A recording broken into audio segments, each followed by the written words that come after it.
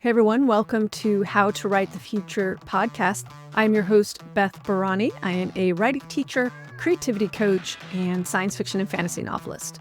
This podcast is about helping writers, creative writers, and specifically science fiction and fantasy writers, but also anyone who cares about the future. This podcast is here to support you in creating positive, optimistic futures through your writing, and also for you as the writer and as a human being. What I really care about is creativity. And so my podcast is supporting one of my highest missions, which is to explore creativity and to explore all the ways in which we can enhance our creative skills, which leads us right into today's episode. Today, I want to talk about the ever-increasing need to really be exercising our creativity in the age of ChatGPT and all the generative AI tools that are out and many more that are coming. Where do I want to go with this? Creativity is a muscle, but it's also something I think we are all inherently born with.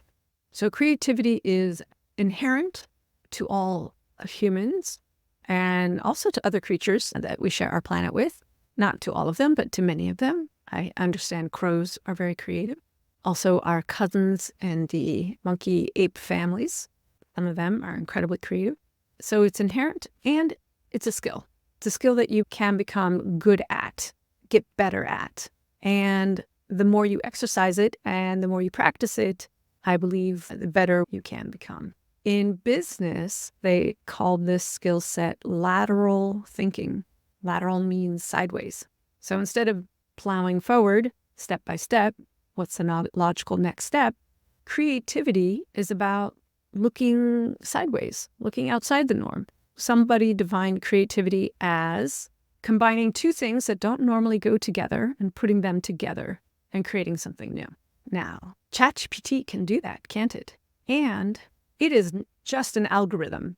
And all the AI tools out there, they are just algorithms, equations, very sophisticated. They pull from lots and lots of data, and how they got that data isn't necessarily ethical. That's something to be explored. That's something that I'm not talking about today. I'm actually not really going to talk a whole lot about these large language models, ChatGPT and their ilk, other than to say that I really do have a stance here that if you treat these tools as, oh, look, they can generate ideas for me and then take them at face value, then you're actually not exercising your human judgment, discernment, and creativity. What these tools are really great at, I'll just speak from the writer's side, is they can evaluate our material or they can give us some ideas that we wouldn't have already thought of. But you as a human being, now it's your job to evaluate, discern, edit.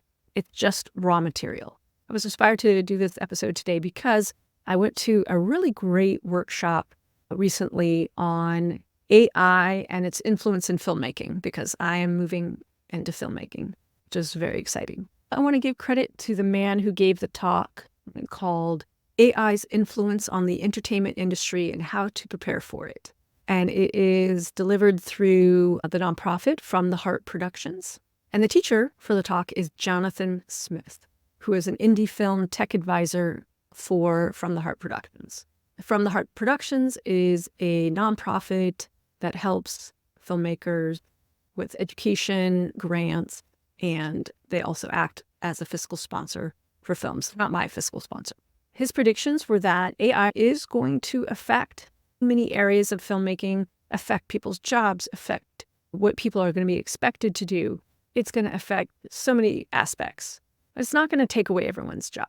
There are still jobs that people need to do, no matter the tools.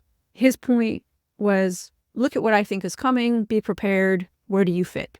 And to be informed, make some intelligent decisions. One thing that he mentioned is of the important jobs that he thinks are still going to stay is writer. We need human writers. Go ahead and ask ChatGPT to design a story. It's not going to be that great.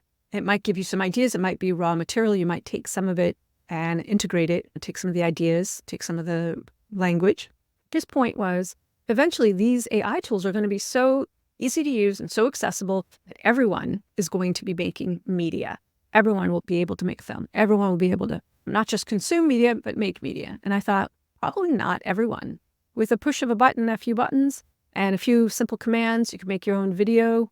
Okay, but will it be any good? Will it be something people want to watch? Will it have heart? Will it actually speak to a community? Will it speak to a need? This is where human ingenuity, human creativity, and our ability to discern and to edit is going to come into play. But we don't get those skills just effortlessly. I should say, as small children, we were very creative. Our education system, at least here in the United States, does not nurture, it hasn't historically nurtured creative skills. When I was a kid, me and my siblings playing made-up games all the time, doing tons of art projects, supported by our parents. My mom was actually really great at creating environments where we could color and paint. We learned sewing and knitting and crochet, boys and girls. I remember making gingerbread houses. Yeah, and all the incredible made-up games outdoors. And hide and seek, where I would pretend to be a spy or detective.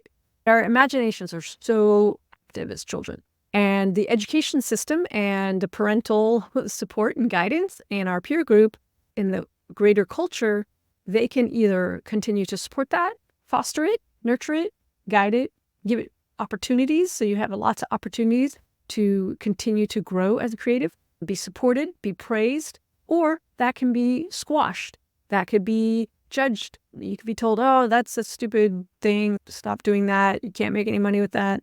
Actually, our creativity is essential. It is essential for being a resilient human being. It is essential for the coming increase in all these AI tools, generative AI tools, and in all the challenges we face. Being creative helps us be resilient. Being creative allows us to come up with a solution when everything feels hopeless, when our back is against the wall, or when we're down to our last dollar. Being creative is actually what got us here in human civilization. All this to say, exercise your creativity. Find ways to put disparate things that don't normally go together, put them together and see what happens. Ask yourself, what if? Such a powerful question. Every day, find ways to learn something new, do something new, go someplace new. It's so interesting. Our brain, just hearing this recently in a wonderful talk, our brain tells us what to see. We don't see the world as it is. We see the world through our filter. And our filter in our brain, the way our brain has been wired, is from all of our past experience. So if you want to change how you see things, you need to give yourself new experiences. You need to give yourself new experiences. New food, new music, new stories, new people, new places will help you have new thoughts. So that's my spiel today on creativity. Basically, bottom lining it is generative AI, ChatGPT, and all of that is coming. And it's here, and it is going to affect our lives as creative people. Maybe it already has for you. And the more we exercise our creativity, the better we will be at being able to take advantage of those tools. These tools are not there to replace us. These tools are there to help us. Operative word, tools. They are tools. They are not the answer. They are not God. They are not teacher. They are not right. They are not more believable than human beings, even though they sound that way. It's just a tool. So take charge of your life. You have agency. I was just reading a commencement speech recently where the speaker talked about agency. Let me credit the guy.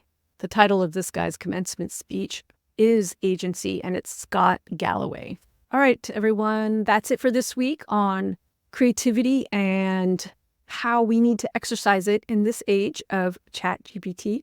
If you have any comments on this topic and how you think, what are the essential skills we need in this age and as the technologies develop, let me know. I would love to hear them. And if you have any questions, let me know about that too.